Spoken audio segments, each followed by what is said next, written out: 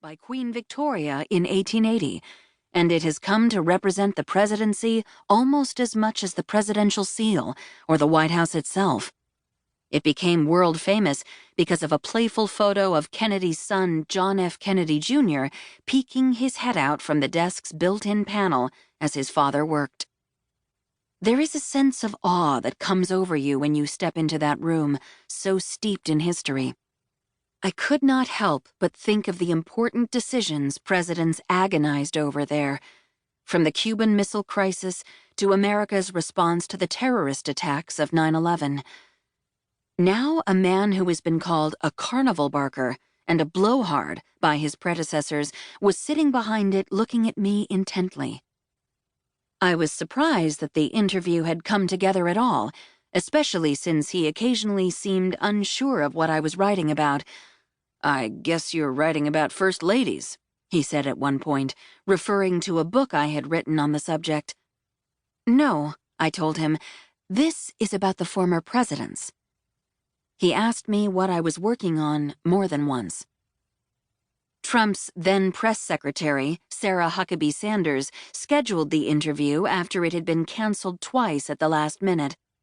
She sat next to me, and his controversial, omnipresent aide, Kellyanne Conway, perched on one of the sofas behind us.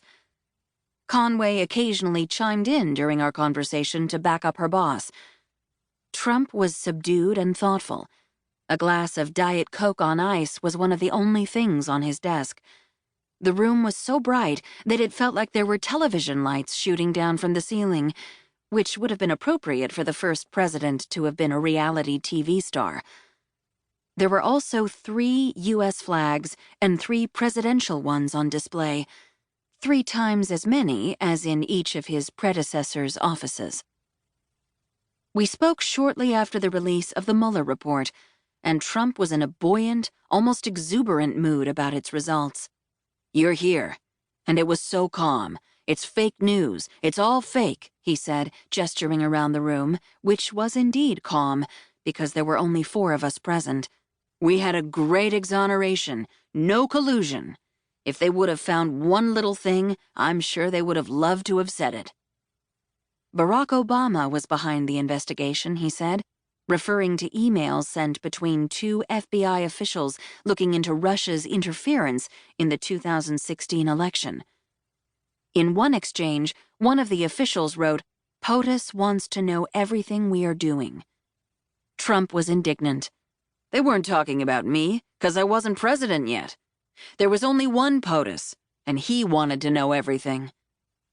A voice from behind me spoke up and said, "Had you not won the election?" It was Kellyanne. Trump peered over my head, flashed her a self-satisfied smile, and said, "If I had not fired Comey, this stuff wouldn't have been found out."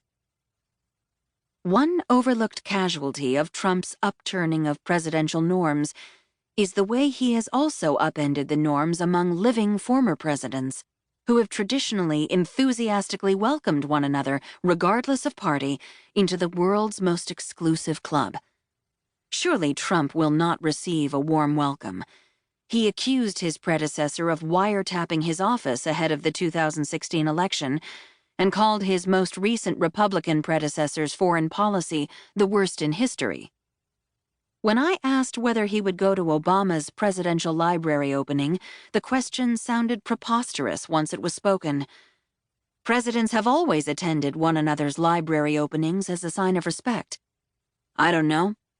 He probably wouldn't invite me." Trump mulled it over for a moment and said, as though he had never thought of the far-reaching ramifications of his ostracism from the club, "Why should he?" It was an astonishing reminder of just how much had changed. Unlike the former presidents, Trump has few people in his inner circle, and he is surprisingly accessible to the press. All I had done to get my interview was send Sarah Sanders an email. Getting an interview with a president normally requires months of waiting and maneuvering around a slew of gatekeepers. Our interview was in keeping with his freewheeling, no-holds-barred style, which stands in such stark contrast to those of his most recent predecessors, with the